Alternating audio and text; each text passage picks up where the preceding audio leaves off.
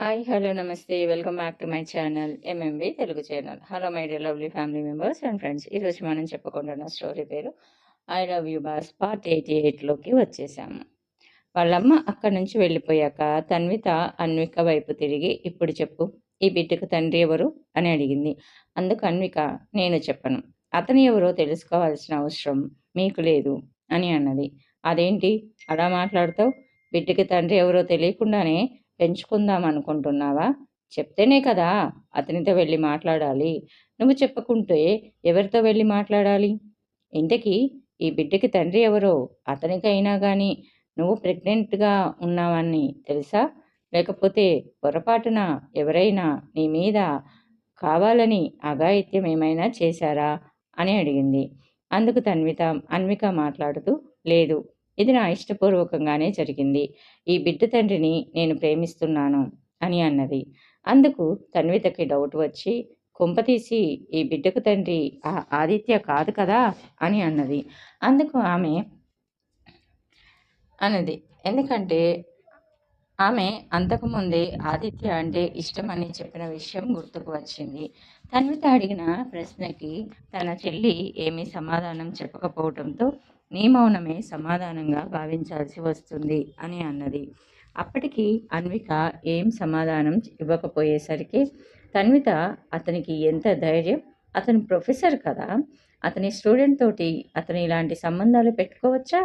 ఇదేనా ఒక లెక్చరరు ఒక స్టూడెంట్కి సమాజానికి నేర్పించే పాఠం? ఇప్పుడే వెళ్ళి అతని అంతు తేలుస్తాను అని అన్నది తన్విత. అందుకు ఆమె చెల్లి మాట్లాడుతూ, ఇందులో అతని తప్పు లేదక్క, తప్పంటూ ఏదైనా ఉంది అని అంటే అది నాదే అక్క. అతన్ని దయచేసి ఏమీ అనకు, అతని ఉద్యోగం పోయేలాగా నువ్వు ప్రవర్తించకు. ఎందుకంటే అతను నా బిడ్డకు తండ్రి. అదే కాక అతన్ని నేను ప్రేమిస్తున్నాను. అతను ఇది తెలిసి చేయలేదు. అతను స్పృహలో లేనప్పుడు నేనే అతనితోటి ఇంటిమేట్ అయ్యాను. నేను నిజం చెప్తున్నాను, నన్ను నమ్ము, ఇందులో అతని తప్పేమీ లేదు అని అన్నది. అది విన్న తన్విత ఆమె వైపు ఆశ్చర్యంగా చూస్తూ, అంటే నువ్వు అతన్ని రెచ్చగొట్టావా? అది కూడా అతను స్పృహలో లేనప్పుడు? అతన్ని రెచ్చగొట్టి అతని మీద నువ్వు అత్యాచారం చేశావా? ఎందుకు అని అడిగింది. ఎందుకంటే నాకు అలా ఇంటిమేట్ అయితే ఎలా ఉంటుందో తెలుసుకోవాలి అనుకున్నా. అందులో నేను అతన్ని ప్రేమించాను. సో, నా మొదటి అనుభవం అతనితోనే జరగాలని కోరుకున్నాను. అతను నన్ను ప్రేమించటం లేదని నాకు తెలుసు. ఎందుకంటే మా ఇద్దరి మధ్య చాలా ఏజ్ గ్యాప్ ఉంది. అదీ కాక అతను ఒక లెక్చరరు, నేను స్టూడెంట్‌ని. ఇలాంటి కారణాలు చెప్పి అతను నన్ను దూరం పెడుతున్నాడు. అది నేను తట్టుకోలేకపోతున్నాను. సో, ఇలా జరిగితే అయినా కానీ అతను నా వైపు చూస్తాడని అనుకున్నాను. ఒకవేళ అప్పటికి అతను నన్ను ప్రేమించకపోయినా అతని బిడ్డని నేను కనాలి అనుకుంటున్నాను. నేను ఆ బిడ్డని నా సొంతంగా నేను పెంచుకోగలను అని అన్నది. అందుకు తన్విత మాట్లాడుతూ, అసలు నువ్వేం మాట్లాడుతున్నావో నీకైనా అర్థమవుతుందా? ఇప్పుడు నువ్వు ఇంకా చిన్నపిల్లవి, చదువుకునే వయసులోనే ఉన్నావు. ఇప్పుడు ఒక బిడ్డ బాధ్యత తీసుకోవడం అంటే అది ఎంత కష్టంగా ఉంటుందో తెలుసా? బిడ్డ కడుపులోకి రావడం ఎంత ఈజీనో దాన్ని పెంచటం అంతకంటే కష్టం. నువ్వే ఇంకా సరిగ్గా లైఫ్‌లో సెటిల్ అవ్వలేదు. ఇప్పుడు ఆ బిడ్డను ఒంటరిగా పెంచాలి అని ఎందుకు అనుకుంటున్నావు? అసలు ఎలా పెంచుదాం అనుకుంటున్నావు? ఇంతకీ నువ్వు ప్రెగ్నెంట్ అన్న విషయం అతనికి తెలుసా అని అడిగింది. అందుకు అన్విక మాట్లాడుతూ, తెలియదు, నేను అతనికి చెప్పలేదు, చెప్పకూడదని అనుకుంటున్నాను అని అన్నది. అంటే నువ్వు ఇదంతా కావాలనే చేశావా అని తన్విత అడిగింది. అవును అన్నట్లు తల ఊపింది వాళ్ళ చెల్లి. మరి ఇందాక అనుకోకుండా జరిగింది అన్నట్టు, నేను ఇలా ప్రెగ్నెంట్ అవుతానని అనుకోలేదని అన్నావు, అంటే అది అబద్ధమా అని అడిగింది. అవును అన్నట్టు తల ఊపింది అన్విక. సరే, ఇప్పుడు వెళ్ళి అతనితో నేను మాట్లాడి వస్తాను అని అంటూ ఆ రూమ్లో నుంచి బయటికి వెళ్ళింది. తన్విత వెనుకనే అన్విక కూడా వెళ్ళి, అక్క, నేను కూడా నీతో వస్తాను అతనితో మాట్లాడటానికి అని అన్నది. ఇంతలో వాళ్ళ మాటలు విన్న వాళ్ళమ్మ, ఆదిత్య దగ్గరికి ఇప్పుడెందుకు అని అంటూ డౌట్గా అన్విక వైపు చూసింది. అన్ అన్విక వెంటనే తలదించుకోగానే ఆమెకు వెంటనే విషయం అర్థమై కోపంగా ఆమె చెంపలు రెండు వాయించేసింది. నిన్ను చదువుకోమని పంపిస్తే ఆ ప్రొఫెసర్తో రాసలీలలు చేస్తున్నావా? సిగ్గులేదా నీకు? అతని వయసేంటి, నీ వయసేంటి అని అంటూ ఊగిపోతూ ఇంకా ఆమె మీద చెయ్యి చేసుకోపోతూ ఉండగా తన్విత మధ్యలో అడ్డు వెళ్ళి, అమ్మా, ఇప్పుడు తనని కొట్టకు, కొడితే జరిగిందంతా మారిపోదు కదా. అందులోనూ ఇప్పుడు ఆమె అబార్షన్ చేపించుకునే టైం కూడా దాటిపోయింది. ఇప్పుడు మనం చేయాల్సింది అతని దగ్గరికి వెళ్ళి ఈమెను పెళ్లి చేసుకోమని అడగటమే, లేదా అతను చెప్పేది మనం వినటమే అని అన్నది. అందుకు వాళ్ళమ్మ, నేను కూడా వస్తాను అని అంటే, వద్దమ్మా, నేను వెళ్ళి మాట్లాడి వస్తాను అని అన్నది తన్వి. అందుకు అన్విక, నేను కూడా వస్తానక్క నీతో పాటు అని అన్నది.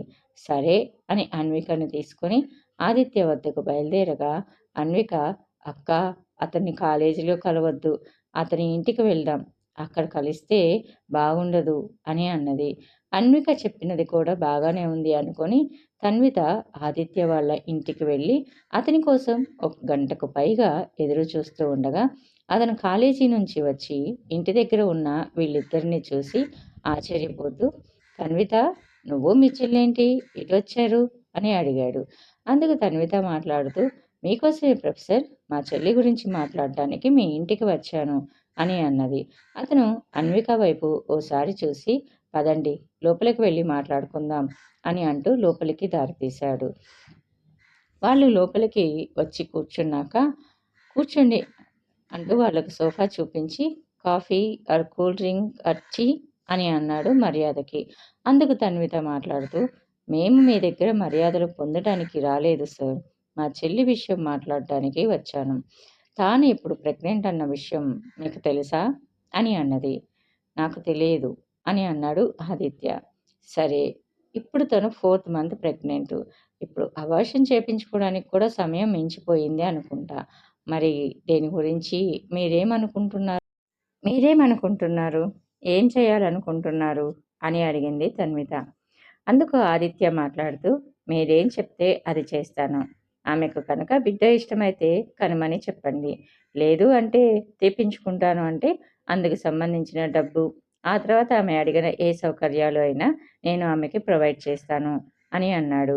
అది విన్న అన్విక, నాకు ఈ బిడ్డను తీపించేసుకోవడం ఇష్టం లేదు, నేను బిడ్డని కనాలనే అనుకుంటున్నాను అని అన్నది. అందుకు ఆదిత్య, సరే, మీ ఇష్టం అని అన్నాడు పొడి పొడిగా. అప్పుడు తన్విత మాట్లాడుతూ, పెళ్లి కాకుండా ఒక ఆడపిల్ల బిడ్డని కంటే సమాజంలో గౌరవం ఉండదు సార్, అది మీకు కూడా తెలుసు అనుకుంటాను. ఇప్పుడు మీరు చేయాల్సిన పని ఏమిటో మీకు కూడా తెలుసు అనుకుంటాను కదా అని అన్నది. అందుకు అతను ఒకసారి అన్విక వైపు తేరిపారా చూసి, మీ ఇష్టం అని అన్నాడు. అందుకు తన్విత మాట్లాడుతూ, పెళ్లి చేసుకున్న తర్వాత నా చెల్లిని, బిడ్డని జాగ్రత్తగా చూసుకుంటారని నేను ఆశిస్తున్నాను అని అన్నది. తన్వితకి కూడా తెలుసు, అతను మత్తులో ఉన్నప్పుడు ఆమె అతని మీద అఘాయిత్యం చేసింది అని, అందువలనే ఆమె ప్రెగ్నెంట్ అయిందని, అది కూడా ఆమె కావాలనే చేసింది. ఒక రకంగా చూస్తే అసలు ఇందులో ఆదిత్య తప్పు ఏమీ లేదని తెలుస్తున్నా కానీ అతని మీద జాలి పడటం కంటే తన చెల్లి భవిష్యత్తు మీద బెంగపడటం ఆమెకు ఇంపార్టెంట్గా తోచింది.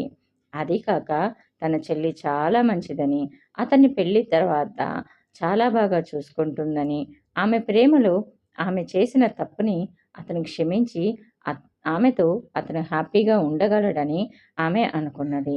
కానీ ప్రజెంటు అతనికి ఆమె మీద ఎటువంటి ఉద్దేశం లేదని కూడా అర్థమైపోయింది. అతను మంచివాడు కాబట్టి ఆ బిడ్డ నాది అని ఒప్పుకొని ఆమెను పెళ్లి చేసుకోవడానికి ఒప్పుకున్నాడు.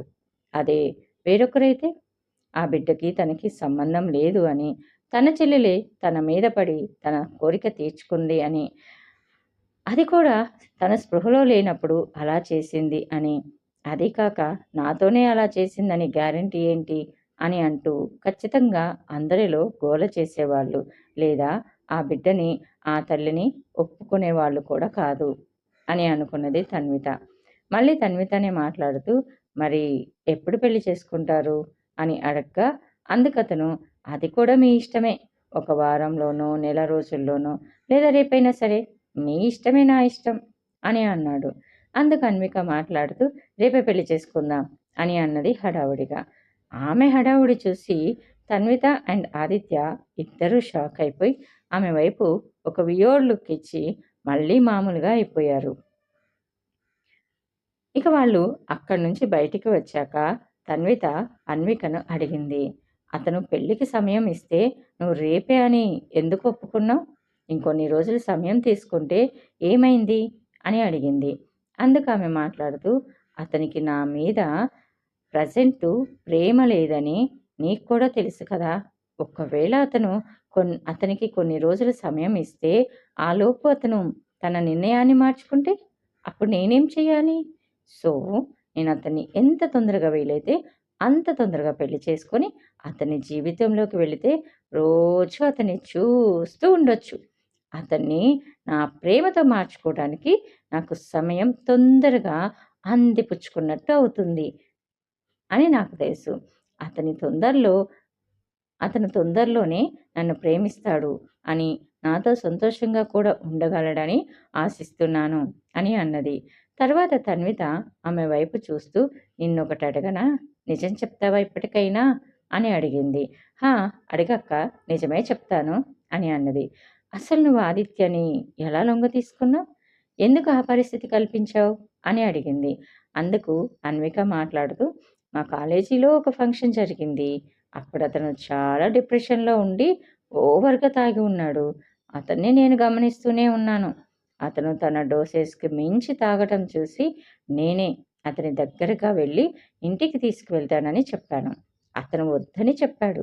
కానీ నేనే అతన్ని బలవంతంగా కారులో ఎక్కించుకొని ఇంటికి తీసుకువెళ్ళాను. అతను స్పృహలో లేడని నాకు కూడా తెలుసు. అందుకే ఆ సమయాన్ని ఉపయోగించుకోవాలనుకొని నేను అతనితో ఇంటిమేట్ అయ్యాను. అతను అప్పుడు తానేం చేస్తున్నాడో తెలుసుకోలేని సిచ్యువేషన్లోనే ఉన్నాడు. మామూలుగా ఉంటే నా కోరిక అతనితో తీరని తీరదని నేనే కావాలని అతనితో ఆ విధంగా ప్రవర్తించాను. అతన్ని రెచ్చగొట్టి నాతో ఇంటిమేట్ అయ్యేలాగా చేశాను అని చెప్పింది ఎటువంటి దాపరికం లేకుండా. ఆ మాటలు విన్న తన్వితకి తన చెల్లి మీద చాలా కోపం వచ్చింది. కానీ అంతలో తన పరిస్థితి కూడా తనకు గుర్తుకు వచ్చింది.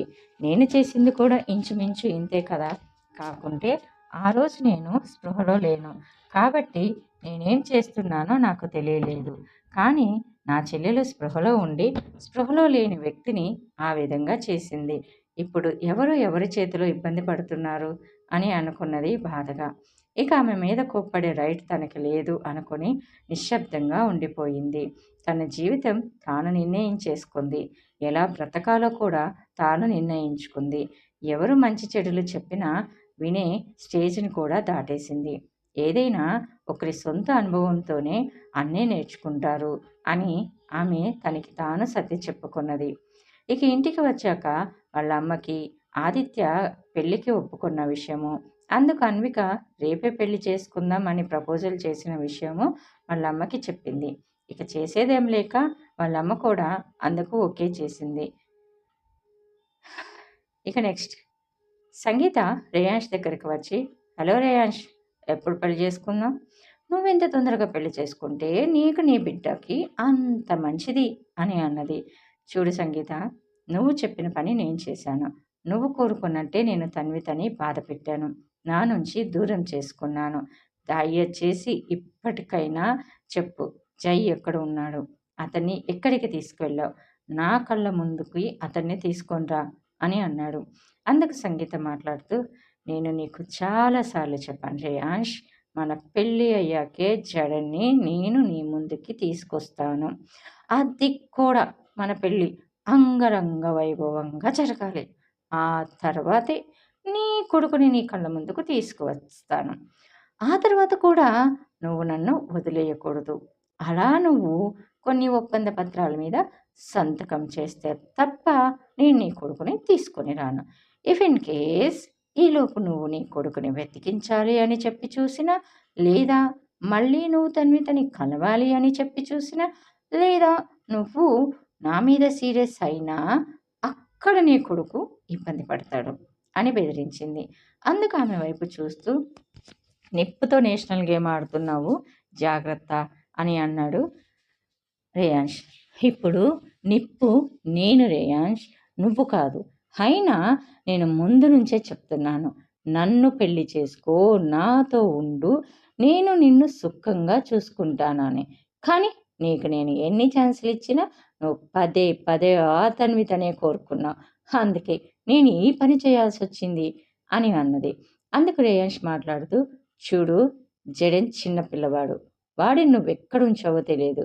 వాడికి ఏదైనా జరగరానిది జరిగిందే అనుకో, లైఫ్లో నిన్ను నువ్వు క్షమించుకోలేవు అని అన్నాడు. నువ్వు అతని గురించి కంగారు పడాల్సిన అవసరం లేదు రేయాంష్. నేను అతన్ని చక్కగా ఒక ప్రొటెక్టివ్ ప్లేస్లో ఉంచాను. అతని దగ్గర చాలా బొమ్మలు ఉన్నాయి. అతన్ని చూసుకోవడానికి మనుషులు ఉన్నారు. కానీ అతను సిటీ దాటేసి ఉన్నాడు. నువ్వు ఏది చేసినా అక్కడ నీ కొడుకు ప్రాణాలు గాల్లో కలిసిపోతాయి. ఇది మాత్రం నీ మైండ్లో పెట్టుకో. కాబట్టి ముందు మన పెళ్ళి ఎంత తొందరగా జరగాలో అంత తొందరగా జరిగేలాగా చెయ్యి. అది కూడా అంగరంగ వైభవంగా అందరికీ తెలిసేలాగా చేసుకోవాలి అని అన్నది. తన కొడుకు కోసం రేయాంష్ నిస్సహాయ పరిస్థితిలోకి వెళ్ళిపోయి, సరే నీ ఇష్టం, ఒక 3-4 రోజుల్లో పెళ్లి ఏర్పాట్లు జరుగుతాయి అని అంటూ ఆ గదిలో నుంచి వెళ్ళిపోయాడు. అతని వెనుకే సంగీత వస్తూ, ఎక్కడికి వెళ్తున్నావు అని అడిగింది. హే, నీకేమైనా మైండ్ దొబ్బిందా? నేను ఒక కంపెనీకి ఓనర్ని. నేను ఆఫీస్కి వెళ్ళొద్దా? ఎంతసేపు నీ ఎదురుగానే నుంచోవాలా అని అడిగాడు సీరియస్గా. అందుకు సంగీత, అంత కోపం ఎందుకు బాస్? నేను నీతో వస్తున్నా. నా ఉద్యోగం నాకు కావాలి, అంతకంటే ఎక్కువ పవర్స్ కావాలి. నువ్వు కూడా నా కనుసన్నల్లోనే ఉండాలి. వీటిల్లో ఏది జరగకపోయినా అక్కడ నీ కొడుకు నా చేతిలో ఉన్నాడన్న విషయం మర్చిపోవద్దు. నాకు తెలిసి నువ్వు మర్చిపోవులే అని అన్నది సర్కాస్టిక్గా నవ్వుతూ. సరే, నీ ఇష్టం, రా అని అంటూ తన పని మీద తాను ఆఫీస్కి వెళ్ళిపోయాడు. అతను కారులో కూర్చొని ఉండగా ఒక్కసారిగా అతనికి తన్విత ముఖం గుర్తుకు వచ్చింది. ఆ రోజు కోర్టుకు వెళ్లే ముందు అతనికి అనుకోకుండా ఒక మీటింగ్ ఉండేసరికి ఆ మీటింగ్కి అటెండ్ అవడానికి వెళ్ళాడు. అదే టైంలో సంగీత చాలాసార్లు పదే పదే అతనికి ఫోన్ చేసింది. కానీ అతను లిఫ్ట్ చేయలేదు. చివరికి ఆమె ఒక మెసేజ్ పంపించింది. అందులో జై ఆమె చేతుల్లో ఉన్నాడు. అది చూసిన అతను ఆ మీటింగ్ని గబగబా కంప్లీట్ చేసుకొని ఆమె దగ్గరకు వెళ్తే, తన కొడుకుని కిడ్నాప్ చేసిందని, తనతో పెళ్లికి ఒప్పుకోకపోతే తన కొడుకును చంపేస్తానని చెప్పింది. అప్పుడు అతను వాకప్ చేయగా ఆమె అసలు వాషింగ్టన్కే వెళ్ళలేదని, తన వెనుకే తిరుగుతూ ఎక్కడెక్కడికి వెళ్తున్నానో అన్నీ తెలుసుకొని జైని కిడ్నాప్ చేసిందని గ్రహించాడు. అసలు జై ఉన్నట్టు, అతను తన కొడుకు అన్నట్టు ఆమెకి ఎలా తెలిసిందో అతనికి అర్థం కావటం లేదు.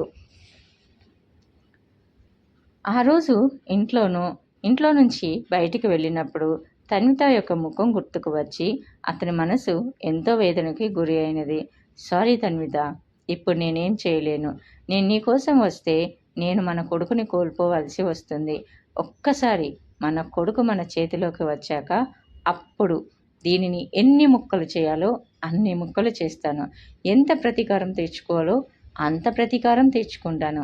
ఇప్పటిదాకా పోనీలే, ఆడపిల్ల, హెల్త్ బాగాలేని మనిషి, నా చిన్నప్పటి ఫ్రెండు అని ఆలోచించానే కానీ నా కొడుకుని అడ్డం పెట్టుకొని నన్నే బ్లాక్మెయిల్ చేస్తుందని అనుకోలేదు అని చాలా బాధపడ్డాడు మనసులో. ఇక నెక్స్ట్ డే కోర్టులో అన్వికకి ఆదిత్యకి పెళ్లి జరిగినట్టు సర్టిఫికెట్స్ రాగానే అవి తీసుకొని ఆమె ఇంటికి వచ్చి ఆమె కోసం సామాన్లు సర్దుతూ ఉండగా అన్విక మాత్రం పట్టరానంత సంతోషంలో తేలిపోతూ ఉన్నది. అన్నీ సర్దేసి కారులో పెట్టాక ఆమె, అక్క, అమ్మ, బాయ్, వెళ్ళొస్తాను, మీ ఆరోగ్యాలు జాగ్రత్త, అప్పుడప్పుడు వస్తూ ఉంటానులే, నా గురించి దిగులు పెట్టుకోకండే అని అన్నది. అసలు తన పుట్టింటిని వదిలి వెళ్ళిపోతుంది అన్న దిగులు ఆ అమ్మాయిలో ఏమాత్రం కనిపించలేదు. ఎంతసేపు ఎప్పుడెప్పుడు ఆదిత్య వాళ్ళ ఇంటికి వెళ్ళిపోవాలా అని తొందరలోనే ఉన్నట్టుగా అనిపించింది. అన్విక వాళ్ళమ్మ ఆదిత్యాన్ని చూస్తూ, బాబు అది చిన్నపిల్ల, తెలియక ఏదైనా చేస్తే మన్నించు బాబు అని అన్నది. అందుకు ఆదిత్య తల ఊపుతూ సరేమా అని అన్నాడు. తన్విత కూడా ఆదిత్యాన్ని చూస్తూ, నా చెల్లిని, నా చెల్లి బిడ్డని జాగ్రత్తగా చూసుకో, ఏం మాత్రం అటు ఇటైనా నీ తాట ఒలిచేస్తాను, జాగ్రత్త అని అంటూ నవ్వుతూ అన్నది. ఆమెకి తెలుసు ఆదిత్య అన్విక చేసిన పనికి కుమిలిపోతున్నాడు అని. అతను అసలు ఎప్పుడూ ఆమెని తన లైఫ్లోకి తెచ్చుకోవాలనే కోరుకోలేదు. అన్వికని అతని జీవితంలోకి బలవంతంగా ప్రవేశించింది. రేపు ముందు ముందు ఏం జరిగిద్దో అన్న తన్వితకి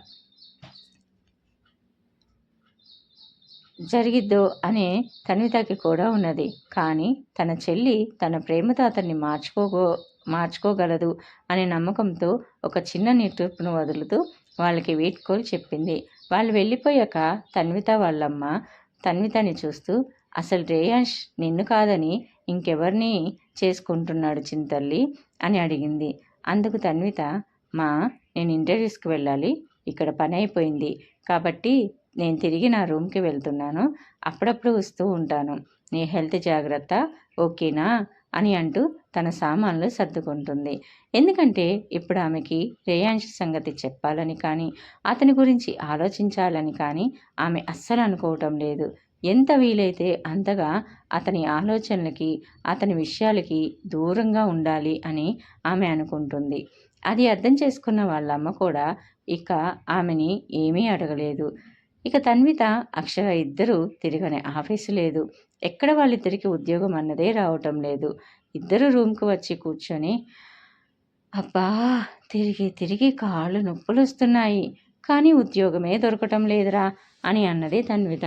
అందుకు అక్షర మాట్లాడుతూ, మేబీ మనం పెద్ద పెద్ద ఆఫీసుల్లో కాకుండా చిన్న చిన్న ఆఫీసులతోనే ఉద్యోగం చేసుకోవడానికి సర్దుకుపోవడం కూడా నేర్చుకోవాలి ఏమోరా, ఇలానే ఉంటే మన సేవింగ్స్ మొత్తం అయిపోతాయి, చిన్నదో పెద్దదో ఏదో ఒక ఉద్యోగంలో జాయిన్ అయిపోదామా అని అంటూ తన్వి ఒక పని చేద్దామా, ఆఫీసులో జాబ్స్ వెతికే కంటే పెద్ద పెద్ద మాల్స్లో మనం డ్రెస్సెస్ లేకపోతే బ్యూటీ ప్రొడక్ట్స్ ఉన్న మాల్స్లో జాబ్ కోసం ట్రై చేస్తే ఎలా ఉంటుంది అని అన్నది. ఇంత బతికి ఇంటెనక చచ్చినట్టు అంత పెద్ద పెద్ద కంపెనీల్లో పనిచేసి చివరికి మాల్స్లో పనికి వెళ్దామా అని అన్నది తన్విత కొంచెం నీరసంగా. పని ఏమిటి అని ఆలోచించకూడదురా, అది పెద్ద పనా చిన్న పనా ఆఫీస్లోనా రోడ్డు మీదనా అని ఆలోచించకూడదు. ఆలోచించాల్సింది మనం ఒకళ్ళని మోసం చేయటం లేదు, మన కష్టం మీద మనం బ్రతుకుతున్నాము అని. ఇది నీకు తెలియదని కాదు, అక్కడికి నీకు తెలిసిన వాళ్ళు వస్తారేమో అనే భయంతో నువ్వు ఇలా ఆలోచిస్తున్నావని నేను అనుకుంటున్నాను. చూడు, ఇలా మనం భయపడుతూ కూర్చుంటే మనం బ్రతకలేము అని అన్నది. అది కూడా నిజమే అనిపించింది తన్వితకి. సరే చూద్దాంలే, ముందు అన్ని ఇంటర్వ్యూస్కి అటెండ్ అయిపోదాం, ఇఫ్ ఇన్ కేస్ మనకి ఎక్కడ ఉద్యోగం రాకపోతే అప్పుడు మాల్స్లోనే ట్రై చేద్దాం అని అన్నది. అలా ఒకరోజు వాళ్ళ ఇంటర్వ్యూకి వెళ్ళి వస్తుండగా అలసిపోయి రోడ్డు పక్కన ఉన్న చైర్లో కూర్చొని ఉండగా అక్కడ గుంపులుగా జనాలు, వావ్ ఎంత గ్రాండ్గా చేసుకుంటున్నారా కదా, ఈ పెళ్ళి చేసుకుంటే ఇంత గ్రాండ్గా చేసుకోవాలరా, ఆ అబ్బాయి చూడు ఆ అమ్మాయిని ఎంత ఇష్టపడుతున్నాడో, ఎంత అదృష్టవంతురాలో ఆ పాప, లక్కీ గర్ల్ అని అంటూ పొగుడుతున్నారు. ఎవరిదిరా పెళ్ళి అని అలా తలెత్తి చూడగా ఎదురుగా రేయాంష్ సంగీతల పెళ్లి హోర్డింగ్లోనూ బయట స్క్రీన్ మీదనూ బొమ్మలు కదులుతూ ఉన్నాయి. అప్పటిదాకా తన్విత మనసులో వాళ్ళిద్దరి మధ్య పెళ్లి జరగకుండా రేయాంష్ తిరిగి తన దగ్గరికి వస్తే బాగుండు అని, అతను ఏదో ఒక విషయంలో ఆమెతోటి టైఅప్ అయ్యాడు అని, అది తేల్చుకొని వచ్చేస్తే బాగుండు అని ఏ మూలనో చిన్న ఆశ ఉండేది. ఇప్పుడు అక్కడ జరిగేది చూస్తూ ఉండగా ఆమెలో ఉన్న ఆశ అడుగంటిపోగా కళ్ళమ్మటి నీళ్లు ధారగా కారాయి. నాకింత అన్యాయం చేయటానికి నీ మనసు ఎలా ఒప్పుకుంది రేయాంష్? నేను చేసిన తప్పేంటి? నా మనసుని ఎందుకు ఇంత చిత్రవద చేస్తున్నా? ఎంతగా నీ ఆలోచన నుంచి పారిపోవాలని చెప్పి చూస్తున్నా అడుగడుగున నువ్వే నాకు ఎదురొస్తున్నావు. నేను చేసిన తప్పేంటి అని మౌనంగా రోధిస్తూ ఉన్నది. ఆమెను చూసిన అక్షర ఆమెను పొదిమి పట్టుకుంటూ చూడు, అతని కోసం చాలా కన్నీరు కార్చావు, చాలా బాధపడ్డావు. ఇక చాలు. అతను నీ ఆలోచనలో రావటానికి కానీ, అతని కోసం నువ్వు బాధపడటానికి కానీ అతను అర్హుడు కాడు. అతను నిలువెల్లా విషం నింపుకున్న మనిషి, పేరుకే బిజినెస్ మ్యాన్, బుద్ధి జ్ఞానం లేని మనిషి. అలాంటి వాడు నీకు కావాలా? చెప్పు. జరిగిందేదో జరిగిపోయింది. జరిగిందంతా మన మంచికే అనుకో. ప్లీజ్ రా, ఇక్కడి నుంచి వెళ్ళిపోదాం పదా అని అంటూ ఆమె చెయ్యి పట్టుకొని లేపింది. కానీ తన్విత లేవకుండా బేలగా ఆమె వైపు చూస్తూ, నేను అలానే పెళ్లి చేసుకోవాలనుకున్నాను అక్షు. నేను అలానే అడిగాను కూడా. నేను ఎలా కోరుకున్నానో అలా ఇప్పుడు అతను సంగీతని పెళ్లి చేసుకుంటున్నాడు. కనీసం నా సంగతి ఒక్క క్షణం కూడా ఆలోచించలేదా అతను అని అన్నది ఏడుస్తూ. తర్వాత ఏం జరిగింది అనేది తెలుసుకోవాలి అనుకుంటున్నారా? అయితే నెక్స్ట్ ఎపిసోడ్ వరకే వెయిట్ చేయండి. అలానే ఈ ఎపిసోడ్ నచ్చితే తప్పకుండా లైక్ చేయండి. ఈ ఎపిసోడ్ మీద మీ అభిప్రాయాలు, సూచనలు, సలహాలు ఏమైనా ఉంటే కింద కామెంట్ సెక్షన్లో తెలియచేయండి. అలానే నా ఛానల్ని ఇంకా సబ్స్క్రైబ్ చేసుకోకుండా చూస్తూ ఉన్నట్లయితే ఇప్పుడే సబ్స్క్రైబ్ చేసుకోండి. సబ్స్క్రైబ్ బటన్ రెడ్ కలర్లో ఉంటుంది. దాన్ని క్లిక్ చేస్తే బెల్ ఐకాన్ వస్తుంది. దాన్ని క్లిక్ చేసి ఆల్ అనే ఆప్షన్ని ఎంచుకుంటే ముందు నేను చెప్పే మరిన్ని ఇంట్రెస్ట్కరమైన సిరీస్ అప్డేట్స్ అన్నీ మీకు నోటిఫికేషన్ రూపంలోకి వచ్చేస్తాయి. అలానే మీ ఫ్రెండ్స్ అండ్ ఫ్యామిలీ మెంబర్స్లో ఎవరికైనా కానీ ఇలా స్టోరీస్ వినే ఇంట్రెస్ట్ ఉంటే కనుక వాళ్ళకి నా ఛానల్ని షేర్ చేసి మీ అమూల్యమైన సపోర్ట్ని నాకు తెలియజేయగలరని ఆశిస్తున్నాను. ఓకేనా? Thanks for the watching. Bye bye, take care, see you soon again. మళ్ళీ మరొక కొత్త ఎపిసోడ్ తోటి మీ ముందుకు వస్తాను. అంతవరకు సెలవు మరి.